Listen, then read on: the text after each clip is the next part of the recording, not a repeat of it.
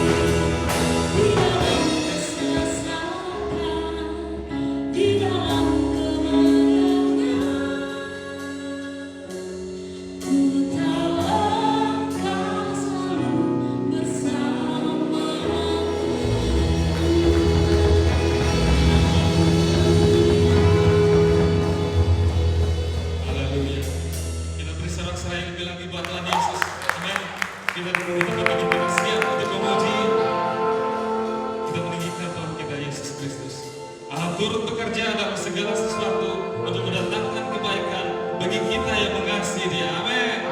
Haleluya.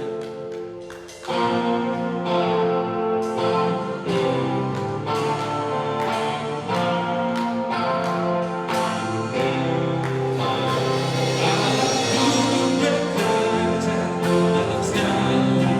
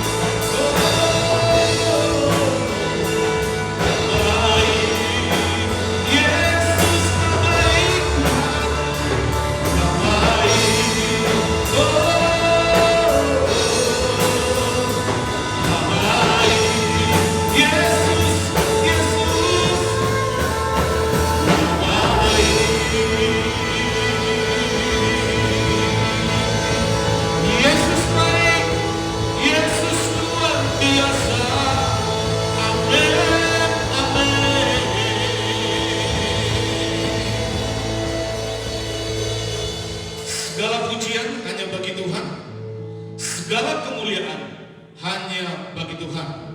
Dan kami percaya Bapa pada saat ini bahwa tuntunan firman Allah kepada kami sungguh amat baik. Dan kami percaya bahwa setiap tuntunan firman Allah pasti memerdekakan hidup kami. Semua yang menerima firman Allah, tuntunan Allah pada saat ini, mari kita sama-sama katakan amin. Jadi semua lagi katakan amin. Precious people, I glory. Tepuk tangan sekali lagi untuk meriahkan Tuhan. Ya. Baik, shalom. Silakan duduk.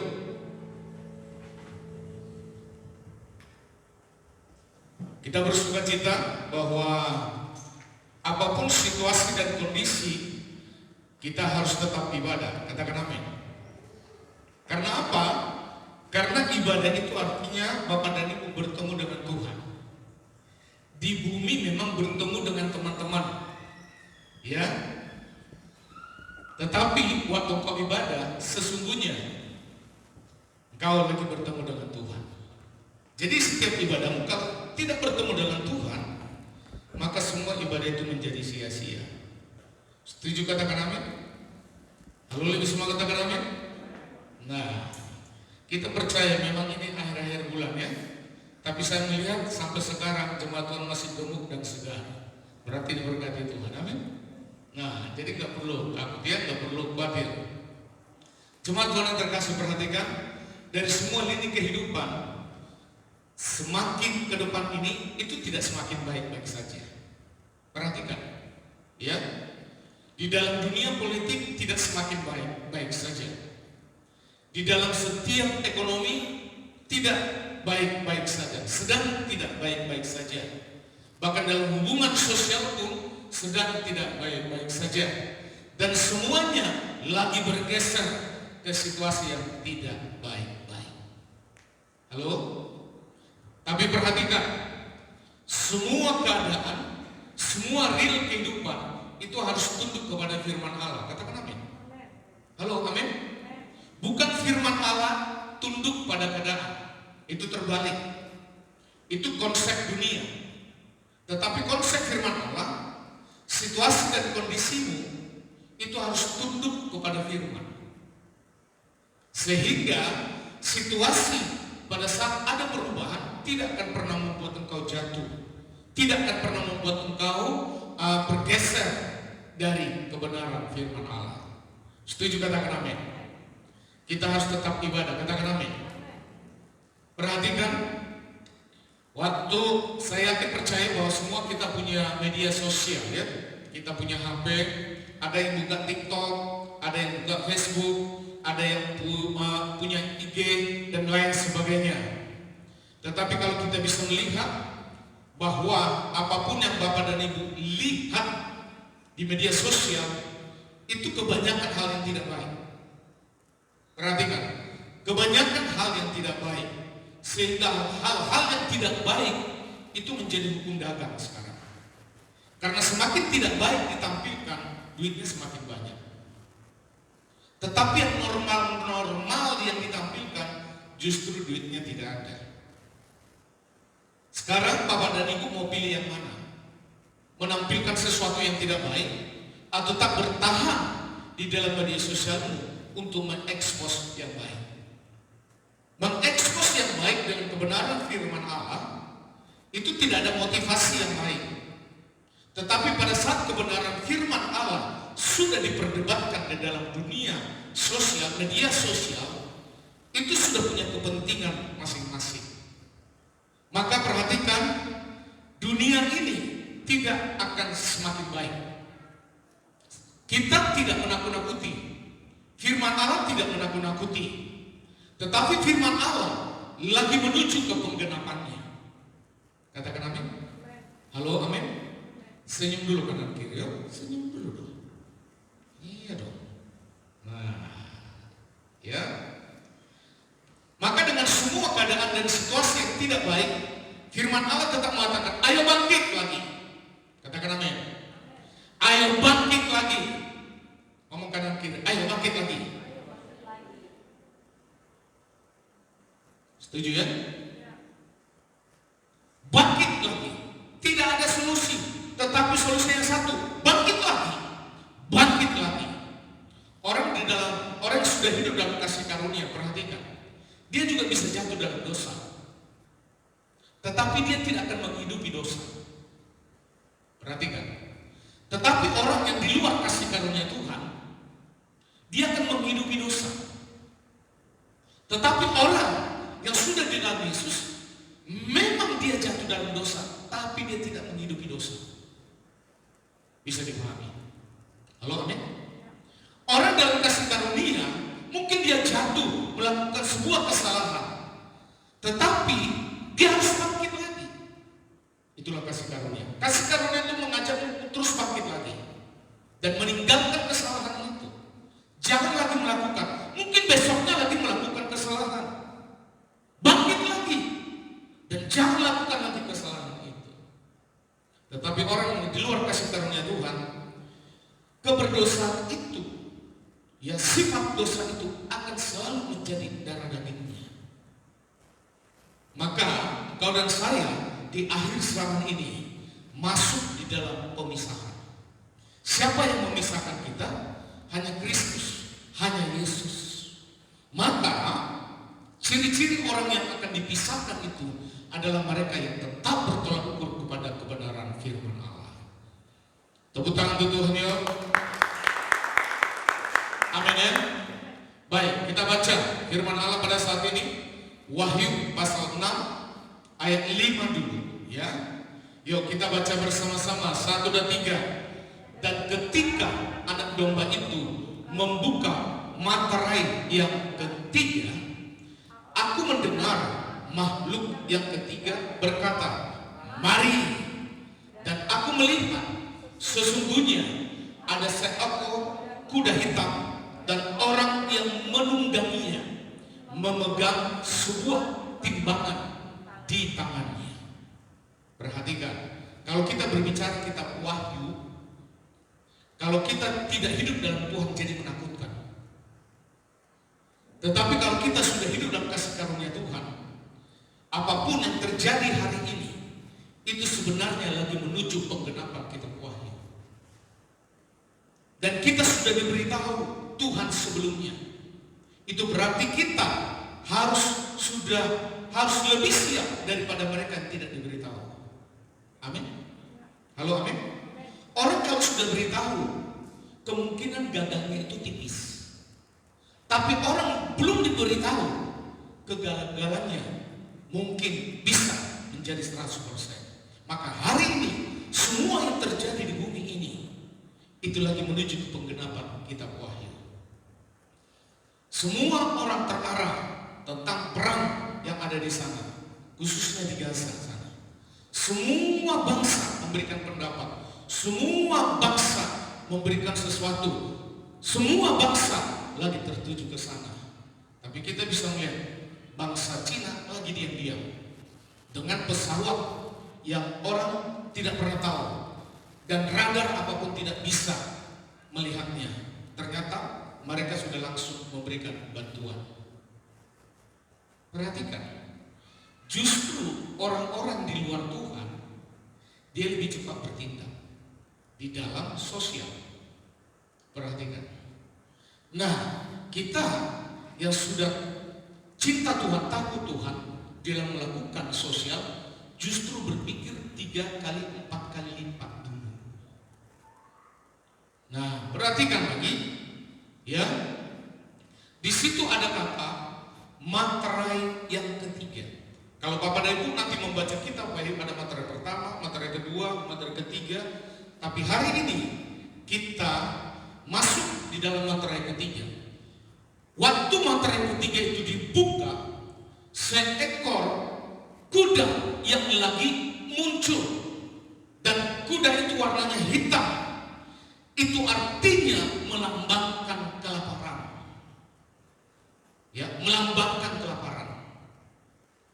Kalau Bapak dan Ibu melihat sekitar lingkungan kita ini, mungkin kalau kita bisa melihat bahwa peristiwa kelaparan ini belum sampai di tempat ini.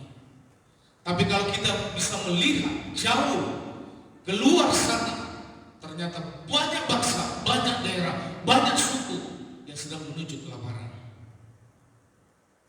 Nah, maka firman Allah kemarin tentang bagaimana seluruh murid-murid Tuhan Yesus mereka mati martir. Artinya mereka mati karena tinggal dalam kebenaran. Mereka siap mati karena memang melakukan kebenaran. Tetapi di zaman kita sekarang, banyak orang Kristen itu sibuk hanya untuk memikirkan masalahnya. Sibuk hanya membahas tentang masalahnya. Dia tidak pernah membahas tentang kebenaran. Dia tidak mau bertahan di dalam kebenaran. Bahkan dia juga tidak mau melakukan sesuatu itu ketetapan dalam kebenaran. Maka hari ini semua murid-murid Yesus itu mereka mati di dalam kondisi tinggal dalam kebenaran. Ada yang disalib, kepalanya ke bawah, kakinya ke atas. Ada yang disalib, modelnya mendatar, artinya kepalanya ke samping, kakinya ke samping. Ada yang mati dikuliti, ada yang mati dimasukin ke air mendidih. Bahkan ada yang mati dilempari preman sampai mati di tempat. Dan mereka siap menerima itu karena mereka tahu yang mereka lakukan itu adalah kebenaran. Amin. Perhatikan proses di dalam hidupmu dan hidup saya yang benar itu karena kau melakukan kebenaran. Di luar itu biasanya kita yang menciptakan masalah, kita yang membuat masalah sendiri. Tetapi kebenaran yang sesungguhnya kita juga akan masuk yang disebut dengan proses itu. Dan waktu kau diproses karena bertahan dalam kebenaran, Tuhan membela. Tetapi pada saat kau menerima sebuah proses itu karena kesalahan kita sendiri, gak usah tunggu Tuhan pembelamu. Hari itu engkau harus bertobat. Jangan lakukan lagi. Halo? Maka perhatikan ini. Kuda hitam itu melambangkan kelaparan. Yaitu apa? Perhatikan. Satu penghakiman itu akan jarang muncul sendirian. Perhatikan. Satu penghakiman itu akan jarang muncul sendirian. Contoh, saat ini ada perang, saat ini ada penghakiman perang. Dengan sendirinya, akibat dari perang itu akan ada juga penghakiman kelaparan. Perhatikan, penghakiman, satu penghakiman itu jarang muncul sendirian. Penghakiman peperangan ini akan terjadi. Bangsa akan bangkit melawan bangsa. Dan itu tidak akan pernah muncul dengan penghakiman yang lain akan datang, yaitu penghakiman kelaparan. Akibat perang pasti ada kelaparan. Ya, itu nanti kerjanya sekuda hitam. Perhatikan. Ada yang di sini punya kuda? Kalau warnanya hitam pulang dari sini langsung cat jadi putih dah. Kita bersyukur kita tidak punya kuda. Tapi kalau misalnya saya khotbah ini di Sumba, hampir semua rumah tangga punya kuda. Ya, karena itu binatang peliharaan utama mereka.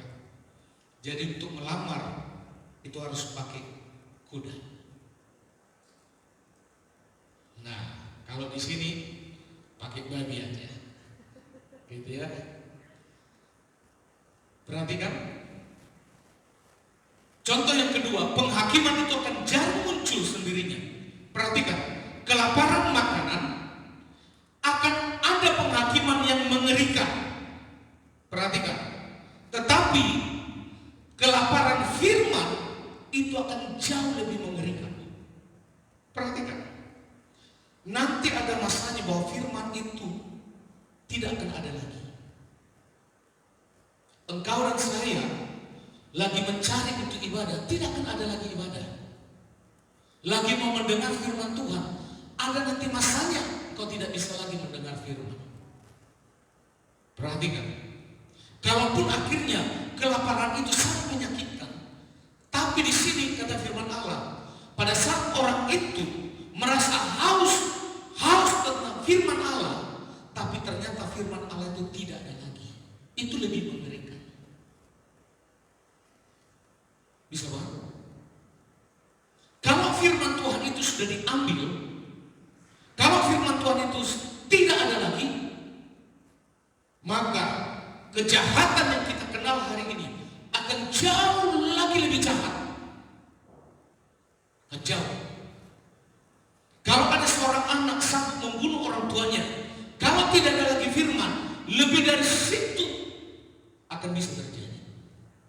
Maka kita bersyukur hari ini, selama firman Tuhan masih diberitakan, tangkap, ambil. Katakan amin. Jangan disia-siakan. Karena ada saatnya nanti firman Tuhan itu tidak ada lagi. Perhatikan, akan ada saatnya nanti firman Tuhan itu tidak akan ada lagi, sehingga Tuhan itu akan datang sendiri, melihat, mendekati orang-orang yang akan terus masih memiliki kesempatan. Tapi nanti secara umum tidak ada lagi firman. Dan itu lebih mengerikan dari semua penghakiman. Penghakiman, perang, kelaparan, sosial. Kalau kita tahu hari ini itu sangat mengerikan, tapi kehilangan firman, tidak ada lagi firman, itu jauh nanti lebih mengerikan.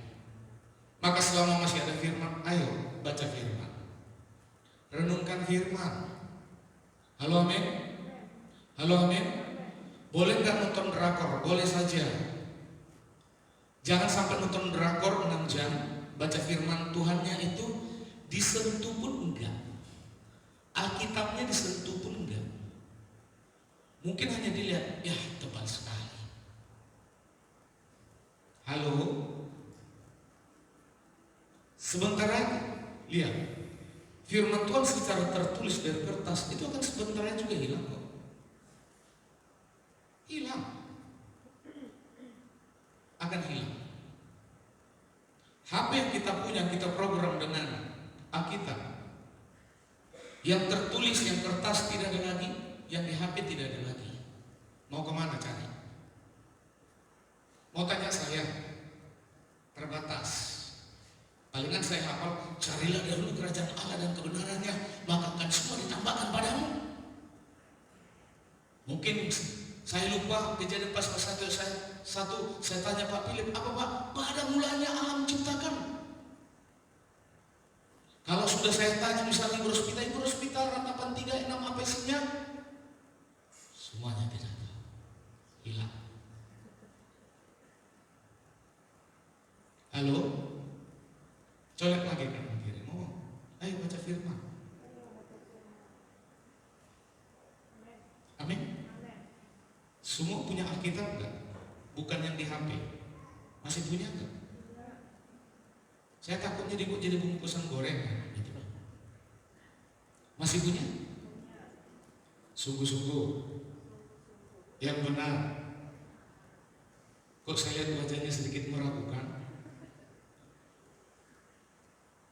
Nah, itu nanti ada waktunya sirna. Karena apa? Karena sang firman itu akan datang berbentuk fisik. Apakah engkau mengenal dia atau tidak? Itu kedalamanmu selama masih di bumi. Bisa paham? Kalau engkau melihat sekarang Yesus yang ada jenggotnya, rambutnya panjang, saya mau tanya, kalau nanti Allah sesungguhnya datang, apakah masih punya wajah seperti itu? Dari mana Bapak dan Ibu kenal? Padahal firman tidak ada lagi. Ayo, bangkit kembali. Amin. Jadi jangan termenung setiap hari oleh karena masalah. Tidak usah, tidak ada artinya. Termenung 3 jam, ada jawaban? Tidak ada juga. Bangkit kembali, semangat kembali. Karena Bapak dan Ibu memikirkan masalah itu pun berlalu-lalu, tidak ada artinya. Setuju katakan amin? Engkau tuntut dari pasanganmu supaya dia berubah, gak ada artinya. Karena hanya Tuhan yang bisa mengubah pasangan. Gak ada artinya. Habis waktumu untuk memprogram bagaimana orang terdekatmu berubah. Gak ada tuh program seperti itu. Bawa aja dia dalam Tuhan, doakan. Doa belum terjawab, ya sudah doakan saja. Belum terjawab lagi, terus saja doakan. Dan katakan, kita kuat-kuatan, gitu aja. Setuju katakan amin? Yuk kita bisa melihat lagi di situ ya. Di situ ada tadi kuda hitam dan penunggangnya. Ini melambangkan kelaparan yang sangat besar. Dan itu akan menjadi nanti penggenapan dari kitab Yeremia pasal 4 ayat 26 sampai dengan 28, termasuk dalam ratapan 4 ayat 8 sampai 9, ratapan 5 sampai 10. Nanti semua Alkitab itu akan tergenapi. Jadi apa yang belum terjadi di perjanjian lama dan belum terjadi perjanjian baru, semuanya ini lagi menuju kepada seluruh penggenapan firman Allah. Karena di dalam perjanjian lama itu juga banyak nubuatan yang akan terjadi yang ke depan. Halo, amin. Perhatikan ya. Maka kebutuhan pokok bagi kehidupan itu akan langka. Dan harga barang akan sangat tinggi. Bala kelaparan dan akan menyebar ke seluruh dunia. Ini menuju ke sana. Katakan amin. Maka Bapak dan Ibu minimal harus punya tanah. Ya, 1 rantai. Kalau 1 rantai apa ya? 1 petak. Kalau 1 petak di tempat kita ini kan 20 kali 30 ya, 600 meter. Minimal harus punya tanah. Kalau terjadi kelaparan masih bisa tanam singkong di situ. Setuju? Gak ada orang mati gara-gara makan sayur tiap hari, itu gak ada. Setuju katakan? Lapar sih ya, memang lapar. Tapi 600 meter itu juga sudah langsung pelihara lagi lele di situ. Ada ayam di situ. Maka semua kita di tempat ini tidak boleh sembarang. Ada masalah dikit jual tanah. Nanti orang lain ambil semua. Jangan sampai kita di sini menjadi disingkirkan. Orang-orang dari luar mendapatkan yang ada di tengah-tengah ini. Itu yang terjadi di beberapa daerah. Halo? Amin? Dan kita ada di sini. Tidak ada alasan untuk masuk masih dalam kelaparan. Karena tanah masih banyak. Katakan amin. Mereka-mereka yang tinggal di apartemen, sampai kapanpun itu tidak akan pernah jadi milik mereka. Karena statusnya hak guna bangunan. Jadi nanti kalau pemerintah memerlukan bangunan itu dirobohkan, yang punya tidak bisa berhak untuk menuntut. Jadi nggak usah bangga. Wah, orang-orang kota apartemennya kok banyak sekali. Mereka bayar itu tiap bulan, bos. Keamanan, kebersihan, dan lain. Di rumah bapak dan ibu ada bayar keamanan enggak? Enggak ada. Bayar kebersihan ada? Enggak ada. Tapi nanti semua akan menuju ke sana. Maka sebelum ke sana, nikmati hari ini. Katakan amin. Nikmati hari ini. Kalau itu sudah terjadi, mau dengan cara apapun mengatasinya tidak bisa lagi. Mau orang pintar, dia pintar di politik, di partai apapun, nggak bisa mengatasi itu. Maka mulai hari ini, apa yang sudah Tuhan berikan hari ini, nikmati. Jangan diomelin, dinikmati. Halo, amin. Nyebrang dari Sungai Kahayan, nikmati. Setuju katakan amin? Nikmati. Ya, bila perlu pada saat nyebrang langsung mancing. Mana tahu dalam waktu 5 menit itu ada ikan aruan yang menangkapnya kan? Begitu. Amin. Ngomong kanan kiri, hidup harus dinikmati. Setuju katakan amin? Engkau menikmatinya itu karena ada Tuhan di dalamnya. Yang ketiga, lihat di situ ada kata timbangan. Ya, ini bukan timbangan badan. Naik jadi badan nih, olahraga lagi. Baru olahraga 1 hari ditimbang lagi, kamu nggak turun-turun ya? 1 hari baru olahraganya kalau minta langsung turun 1 kilo, nggak mungkin. Nah, yang dimaksud sini bukan timbangan itu ya. Perhatikan, timbangan ini di sini juga nanti akan melambangkan kelaparan. Makanan itu akan dijatah, harganya itu akan melangit. Nanti ada saatnya timbangan ini akan terjadi. Artinya kelaparan ini akan terjadi. Makanan itu akan dijatah dan harganya sangat-sangat melangit. Maka orang yang tidak punya duit akan mati duluan. Halo? Maka lihat, kata timbangan ini itu sesuai dihubungkan dengan Matius 24 ayat 7. Yuk kita baca. Matius 24 ayat yang ke-7. Ya. Ada di bahan. Matius 24 ayat ke-7.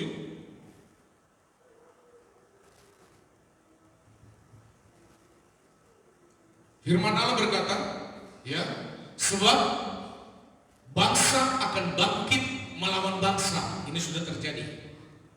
Dan kerajaan melawan kerajaan. Ya, Matius 24 ayat 7. Yuk kita baca bersama-sama. 1, 2, 3. Sebab bangsa akan bangkit melawan bangsa. Sudah terjadi belum? Sudah seluruhnya? Lagi menuju ke sana. Bisa dikatakan, bisa semua orang seusia kita itu pasti bisa, sudah bisa menilainya. Semua bangsa itu lebih terfokus kepada Israel yang menuju bahwa akan bangsa dalam bangsa akan bangkit. Terus, dan kerajaan melawan kerajaan. Terus akan ada kelaparan dan gempa bumi di berbagai tempat. Di Kalimantan sudah terjadi gempa bumi? Hah? Sudah. Yang selama ini diprediksi tidak ada karena kalau ukurnya tidak ada gunung, tapi ternyata digoncang juga. Betul tidak? Di luar Kalimantan hanya digoncang beberapa menit saja. Waktu kita melihat semua aksi, reaksi manusia itu, ternyata manusia itu nggak ada apa-apanya. Mau dia pejabat, mau dia gubernur, mau dia bupati, mau dia presiden, pada saat digoncang hanya 5 menit saja, ternyata manusia itu tidak ada apa-apanya. Waktu digoncang 5 menit, apakah bisa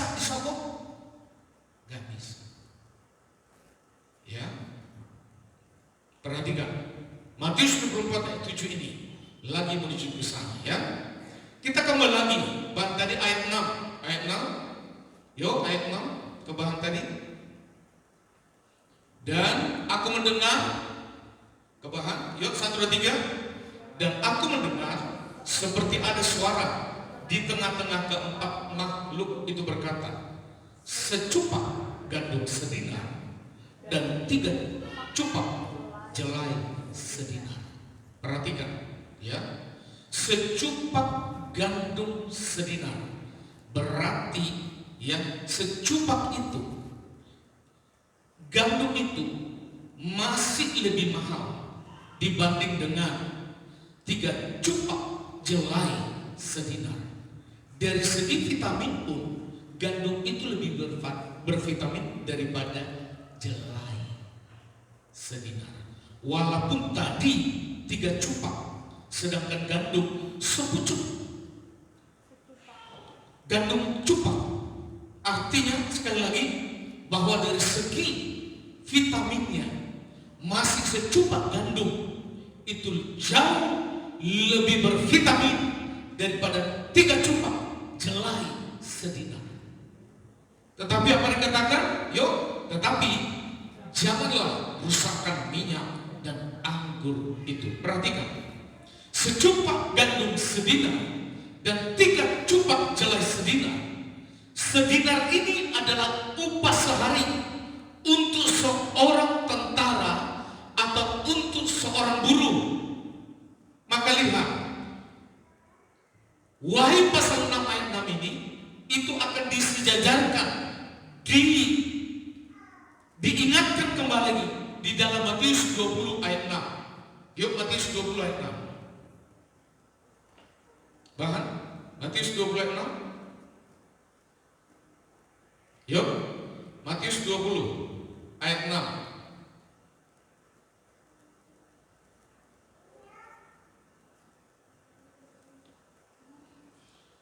Yuk 1, 2, 3. Sorry.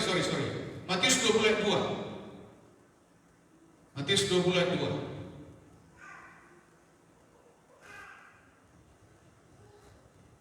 Yuk kita baca 1, 2, 3. Setelah ia sepakat dengan pekerja itu mengenai upah sedinar sehari, ia menyuruh mereka ke kebun anggurnya. Perhatikan peristiwa tentang kebun anggur. Pemilik kebun anggur adalah Yesus. Perhatikan, dan Yesus butuh karyawan untuk mengerjakan kebunnya. Maka lihat, waktu Yesus keluar dari tempatnya, ditemukan ada satu orang yang lagi pengangguran. Jam 6 jam 6 pagi. Dan Yesus mengatakan, kau mau kerja dengan saya? Mau. Upah 1 hari 1 dinar. Jam 6 pagi selesai jam 6 sore, upahmu 1 dinar. Perhatikan, yang ketemu jam 6 pagi itu pengangguran. Yesus keluar lagi, dicari lagi yang pengangguran jam 9. Ketemu, engkau mau kerja dengan saya? Mau. 1 hari 1 dinar. Berarti dia akan pulang tetap 6 sore. Tapi jam 9 itu orang yang pengangguran. Yesus keluar lagi jam 12 siang. Ketemu lagi dengan orang yang pengangguran. Perhatikan, kau mau kerja dengan saya? Mau. 1 hari 1 dinar. Berarti dia kerja mulai jam 12 sampai jam 6 sore, sisa 6 jam. Bisa paham ya? Yesus keluar lagi jam 3 sore, dia lagi dari pengangguran. Kamu mau kerja dengan saya? Mau.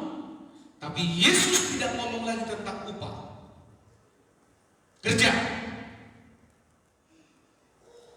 Waktu Yesus keluar lagi, ketemu lagi yang jam 5 sore.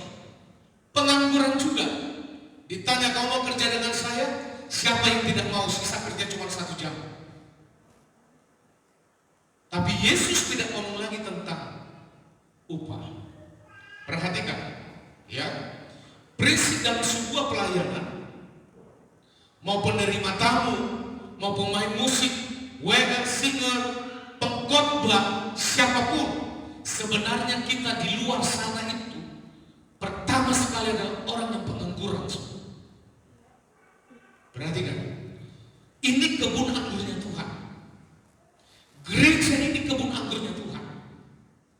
Jadi kalau ada yang Tuhan ajak, bisa Tuhan pakai melalui gembalanya, bisa Tuhan pakai melalui yang lain, diajak, ayo pelayanan.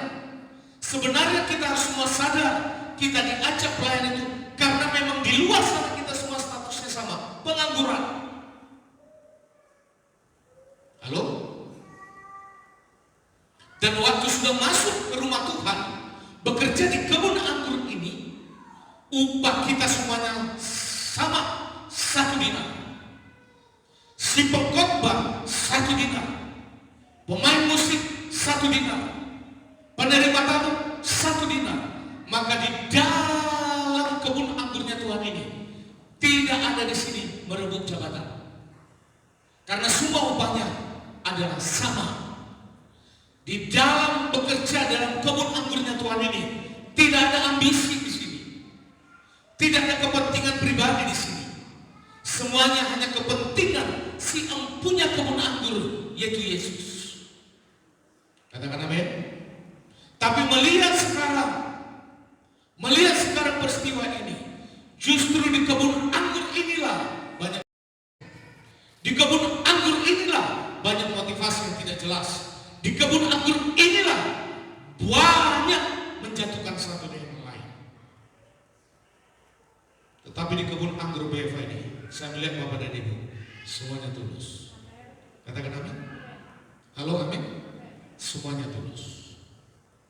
Itu yang membuat secara spirit, khususnya saya dan Ibu, sangat ringan. Sangat ringan. Karena itu sangat terasa. Kalau ada orang masuk ke sini, terutama untuk pelayanan, dia sudah punya motivasi yang lain. Itu pertama sekali Tuhan ingatkan itu saya. Dan itu berat. Itu berat. Dan karena ini adalah bagiannya Tuhan, biarlah Tuhan bekerja untuk dia. Maka perhatikan, seliter gandum yang baik, ya, seharga 1 dinar tadi, upah sehari, dan 3 liter gandum jenis lain seharga upah sehari juga. Tetapi dikatakan situ, jangan merusakkan pohon-pohon zaitun dan kebun anggur. Perhatikan, bahasa yang lebih mudah begini, suara itu berkata, aduh, harga 1 liter gandum atau 3 liter gandum jenis murah sudah naik, masing-masing menjadi sama dengan upah sehari seorang pekerja.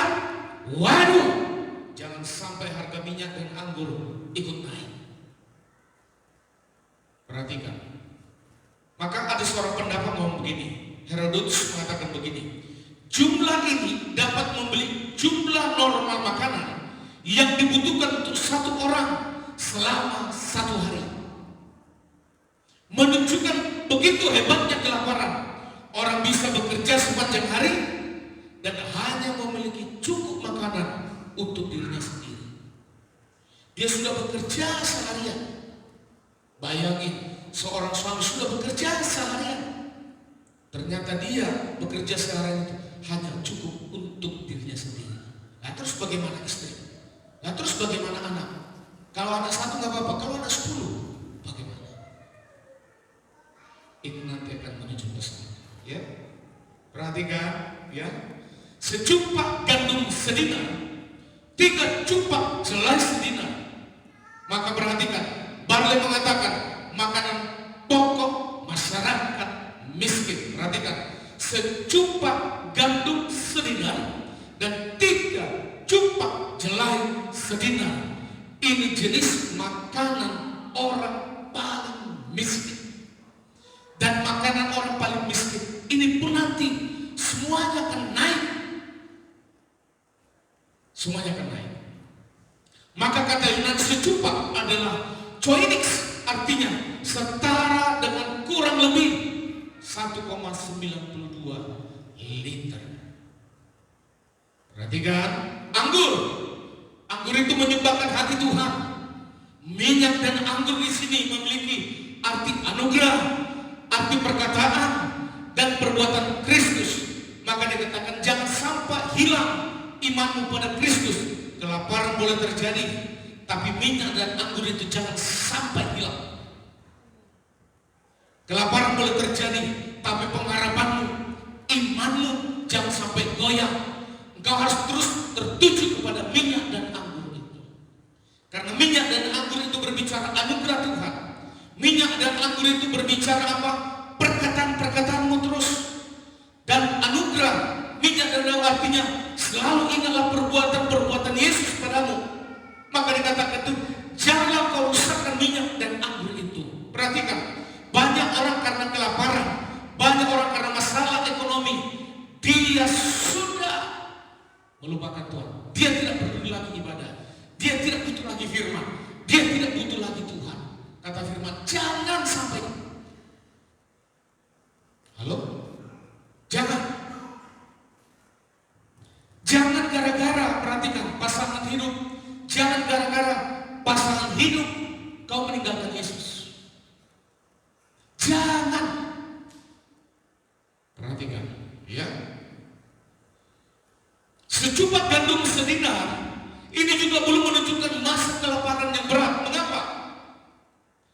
Tetapi dalam kelaparan ini Tuhan masih membatasi penghakimannya. Diberikan kuasa atas seluruhnya kepada kuda hitam itu masih seperempat. Jadi kalau hal ini terjadi itu belum sepenuhnya. Perhatikan, Tuhan masih membatasi. Ya, materai yang ketiga tadi, yang keempat tadi, Tuhan masih membatasinya semua. Masih diberikan kepada kuda hitam itu kuasa hanya seperempat menguasai bumi ini. Wahyu 6 ayat 8, yuk. Yuk, 1, 2, 3. Wahyu 6 ayat 8, 1, 2, 3. Dan aku melihat sesungguhnya ada seekor kuda hijau kuning, dan orang menungganginya bernama Maut, dan kerajaan maut mengikutinya. Dan kepada mereka diberikan kuasa atas seperempat dari bumi untuk membunuh dengan pedang dan dengan kelaparan dan sampah dan dengan binatang-binatang buas yang di bumi. Jadi kalau hari ini kita bisa melihat mendengar banyak di satu tempat sangat mengerikan, di sebuah bangsa tertentu sangat mengerikan, ternyata itu belum seluruhnya. Halo? Justru Bapak dan Ibu kalau melihat di media sosial kengerian-kengerian seperti itu justru harus membuat engkau terus lagi ibadah. Katakan amin. Katakan amin. Terus lagi ibadah. Jangan mungkin itu mah di bangsa yang lain, di sini enggak. Salah. Sekarang ini lagi menuju ke sini semua, seluruh bumi. Tadi kita mencet masih seperempat. Berarti sisanya berapa? 3/4. 3/4 itu kayak apa sih bentuknya? Ini bulan. Yang seperempat gimana? Bisa Pak? Yang ini belum. Yang mungkin yang 3/4 ini masih tergolong ada di Indonesia. Perhatikan. Di negara yang lain, satu bangsa sudah menyetop semua suplai makanan, supaya negara itu kelaparan semua, mati. Tapi perhatikan, Tuhan masih memakai bangsa yang lain untuk menolongnya. Tujuannya itu apa? Dari antara mereka itu semua, kita yakin pasti ada orang percaya di situ. Perhatikan ya. Dari antara orang-orang di situ semua, ya, itu pasti ada orang percaya. Dan Tuhan masih memberikan 3/4 itu supaya mereka yang belum mengenal Tuhan, supaya mereka mengenal Tuhan.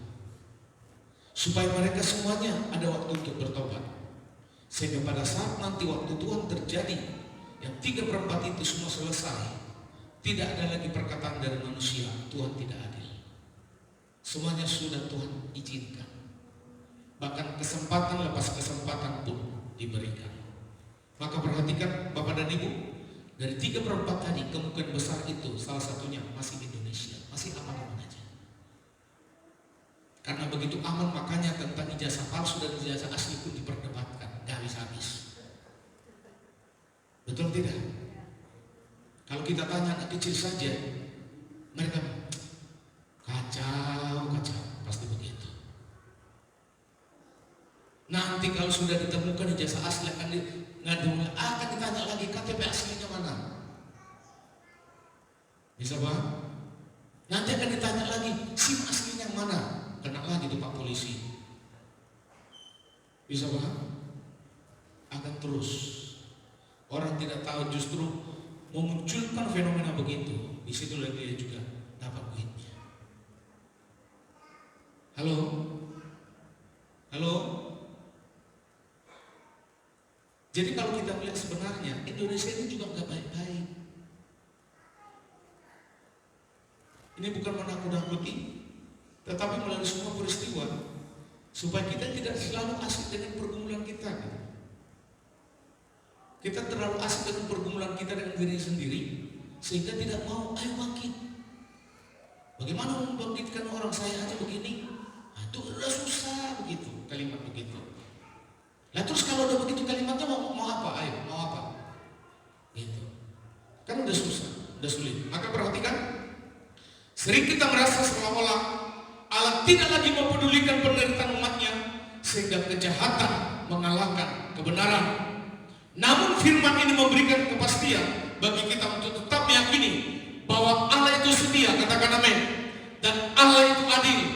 Yang diminta dari kita hanyalah kesetiaan, hanya kesabaran di dalam menantikan tindakan Allah yang adil. Bagi Allah, penderitaan umatnya bernilai mulia bagaikan kurban di mezbah. Jadi kalau Bapak dan Ibu menderita hari ini, proses hidup hari ini itu karena kebenaran, itu lebih mulia di hadapan Tuhan.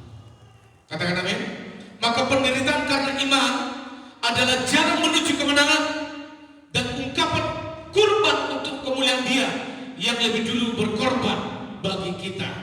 Jadi kalau Yesus ngomong tentang kurban, karena Dialah kurban pertama sekali yang melakukan. Ya, Dia yang telah menang. Bapak dan Ibu juga pasti menang dari semua proses hidup. Dia yang memerintah dalam kemuliaan. Maka semua orang yang hidup di dalam proses itu tadi, karena ada kebenaran, maka Tuhan akan mempermuliakan dirinya. Dia tidak akan pernah membiarkan kita begitu saja.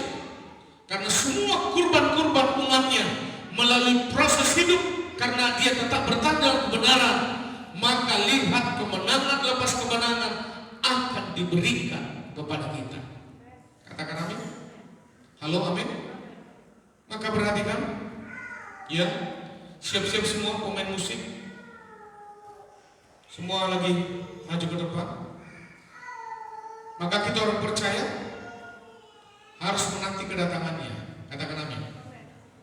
Menanti kedatangan Yesus itu harus juga menjadi fokus kita. Supaya apa? Supaya hidup kita di hadapan Tuhan akan terus semakin benar. Sehingga di dalam kesulitan apapun kita diminta untuk tetap setia, mengikut Yesus dan belajar dari teladan para murid-murid yang mati martir tadi. Ya. Haleluya Tuhan. Amin, amin. Haleluya. Kita semua bangkit berdiri. Kita semua harus tetap setia di dalam kebenaran dan bukan di dalam kefasikan. Sehingga pada intinya semua materai yang dibukakan anak domba itu memaparkan tentang dunia yang mengalami konflik dan penderitaan yang dahsyat. Maka Bapak dan Ibu, mari kita terus bertekun di dalam ibadahmu. Kau harus terus bertekun di dalam kebenaran-kebenaran firman. Karena hanya dengan kebenaran firman-Lah menjadi kemuliaan yang terbaik di hadapan Tuhan. Haleluya Tuhan. Terpujilah Tuhan Allah Bapa kita, Dia baik.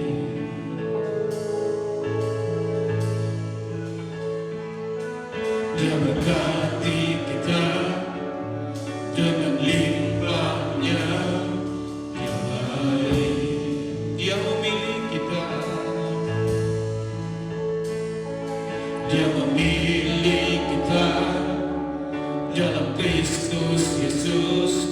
Dia baik. Oh, menjadi anaknya, menjadi anaknya sesuai kehendaknya. Dia baik.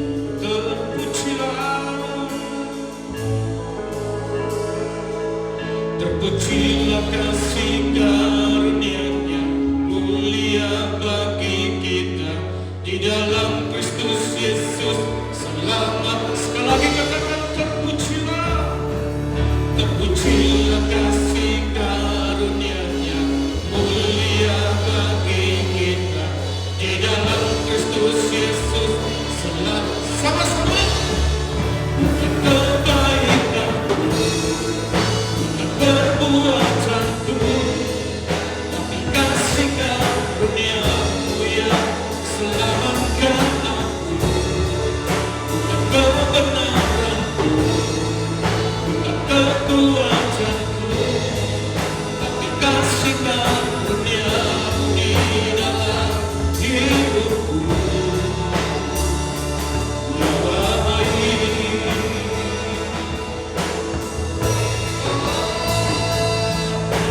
Amin, amin, amin.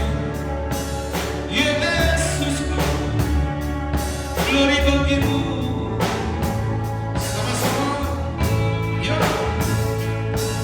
Terpujilah Tuhan, ya. Allah Bapa kita, Dia baik. Oh, Dia berkati, Dia berkati kita dengan limpahnya. Amin.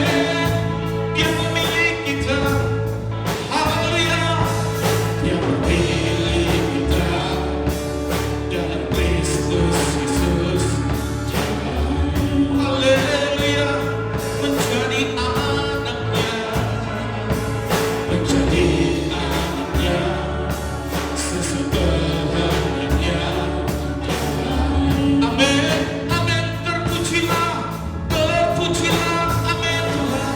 Terpujilah kasih karunia, mulia bagi kita di dalam Kristus Yesus. Terpujilah, amin Tuhan. Terpujilah kasih karunia-Nya, mulia bagi kita di dalam Kristus. Sekali lagi katakan terpujilah. Haleluya. Terpujilah kasih karunia-Nya, mulia bagi kita di dalam Kristus Yesus. Sama-sama. Kebaikanku, perbuatanku, tapi kasih karunia-Mu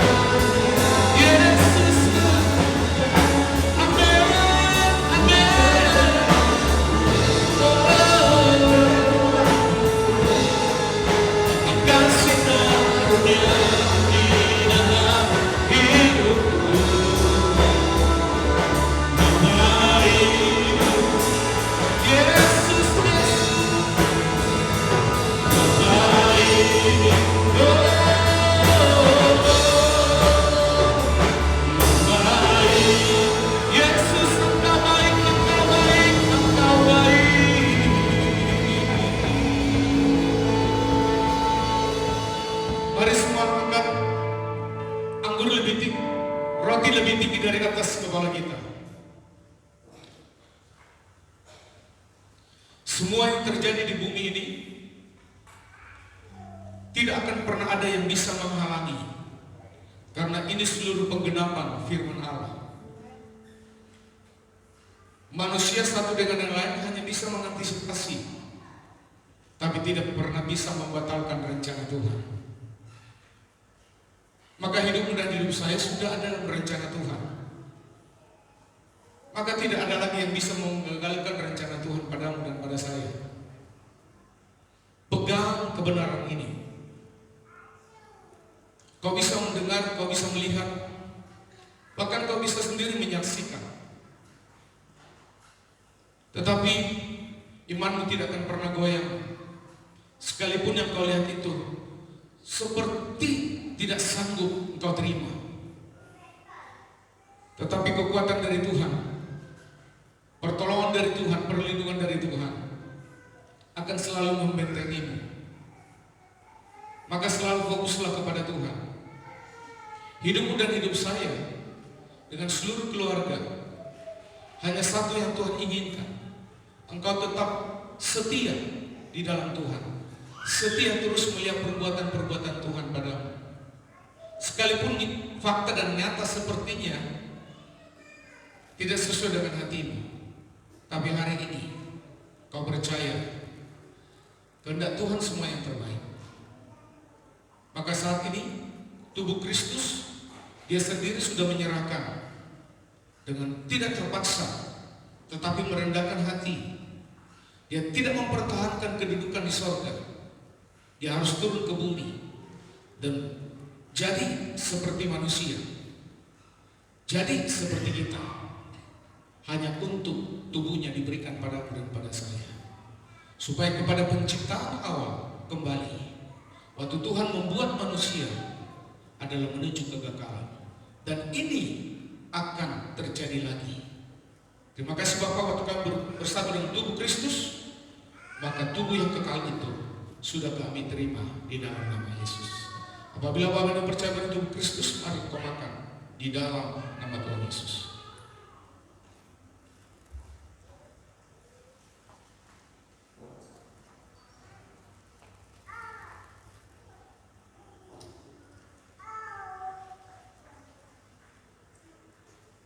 Mari semua angkat cawan anggur lebih tinggi dari atas kepala kita.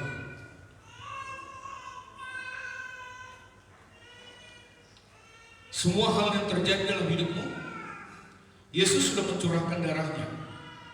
Tidak ada yang tidak bisa diselesaikan dengan darah Yesus. Bahkan tulah yang ke-10 itu yang menyetop semua kejahatan-kejahatan yang di Mesir. Dan itu juga yang memberikan kebebasan kepada orang Israel. Maka hari ini darah Yesus, pada saat engkau meminumnya, maka darah Yesus juga yang akan terus berhadapan dengan hal-hal yang tidak baik dalam tubuhmu. Kau yakin percaya bahwa darah Yesus ini adalah korban sembelihan yang terbaik yang sudah Yesus berikan padamu dan pada saya. Kau terus hidup di dalam rancangan Allah, dan darah Yesus ini akan bersatu dengan darahmu, sehingga kita menjadi satu DNA dengan darah Yesus. Kau keturunan Yesus, bukan lagi keturunan yang lain. Apabila Bapak yang percaya bahwa hal ini terjadi padamu dan sudah terjadi, mari kau minum di dalam nama Tuhan Yesus.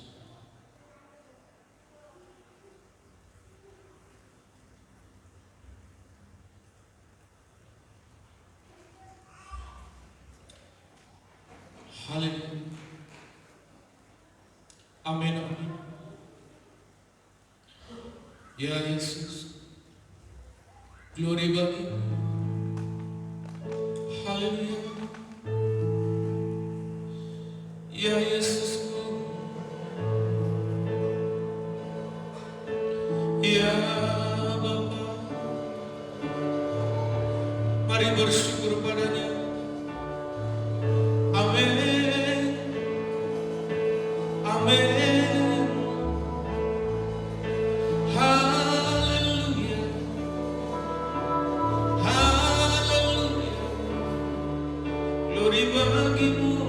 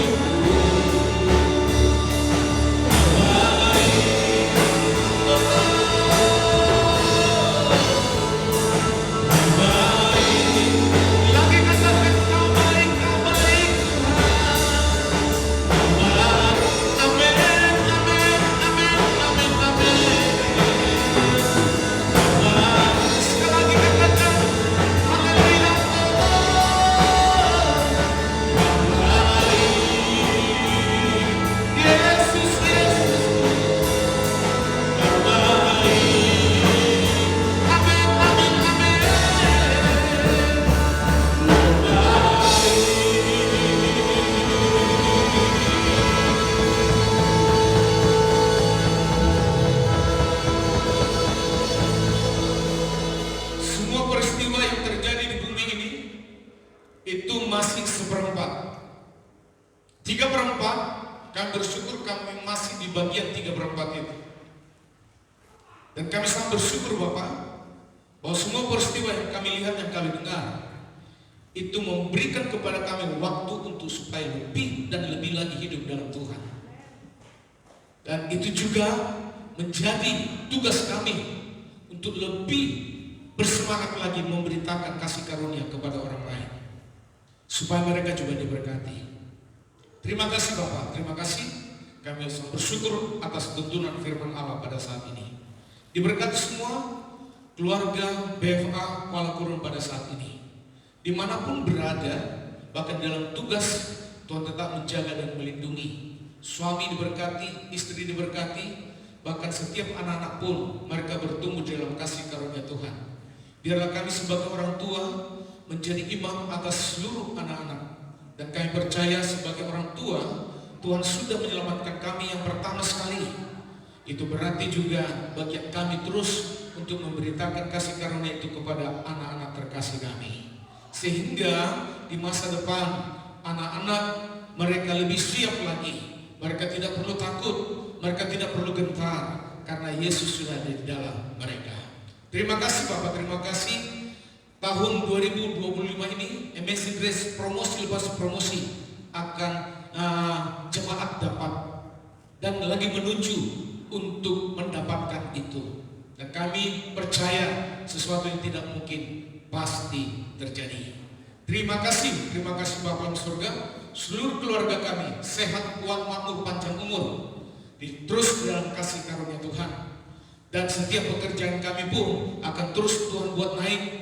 Bahkan orang lain mungkin tidak pernah memperhitungkan, tetapi kasih karunia yang akan memperhitungkan itu. Seluruh hal yang jemaat Tuhan lakukan di tempat ini, memberikan waktunya, memberikan tenaganya, talentanya, bahkan setiap taburan yang mereka lakukan, Tuhan Yesus membalas berlipat kali ganda. Terima kasih Bapak, terima kasih. Kami sangat bersyukur untuk semuanya ini. Hari ini juga kami menabur buat pekerjaan Tuhan di tempat ini. Kami percaya Tuhan, uang-uang bahkan persembahan yang kami berikan hari ini menjadi persembahan yang hidup pada saat kami melakukan itu dengan sukacita, bukan karena terpaksa, bukan karena dalam tertekan, bahkan juga bukan berbicara masalah untung dan rugi, tetapi pada saat kami melakukan itu sebagai bentuk kami bersyukur di hadapan Tuhan, sebagai bentuk kami mengasihi Tuhan. Maka Tuhan akan terus melipat gandakan menjadi berkat-berkat bukan hanya untuk orang tua, tetapi juga sampai generasi yang akan datang. Terima kasih Bapak, Tuhan Yesus luar biasa bagi kami. Mari kita semua menerima berkat Tuhan.